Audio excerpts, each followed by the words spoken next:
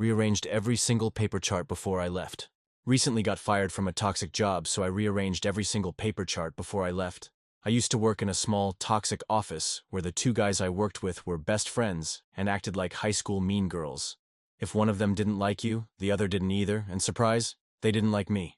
They were snobby, smug, and made it clear I wasn't part of their little club.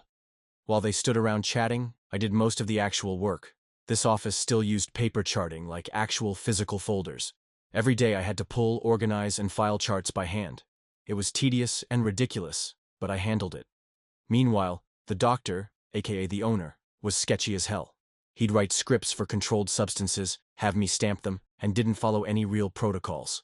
Think of a controlled substance pill that is often swapped between college kids or prescribed to people to help them pay attention. He was supposed to make patients come in monthly to get their refills instead. He'd give them a 90-day supply and then act clueless when they came back after a month for more. Not sure how he is still getting away with it. He was dangerously negligent, too. Almost had me give penicillin to a patient who was allergic. I caught it just in time. No thanks to him. Anyway, I could tell early on I wasn't going to be there long. One of the guys had a friend about to graduate who'd need a job, aka mine. So they started trying to get me fired. They'd sabotage charts, misfile stuff I'd done, and make it look like I was the problem. I told them I was supporting my family and couldn't afford to lose the job that didn't stop them. So I started keeping a notebook where I wrote down everything I did, with timestamps.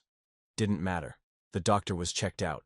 He fired me 30 minutes before my shift ended, but told me 2 hours earlier to make sure the charts were filed and organized before I left. So I did exactly that. I reorganized every single chart, just not in the way he wanted. I took the A's and put them with the Z's, swapped M's with B's, you name it.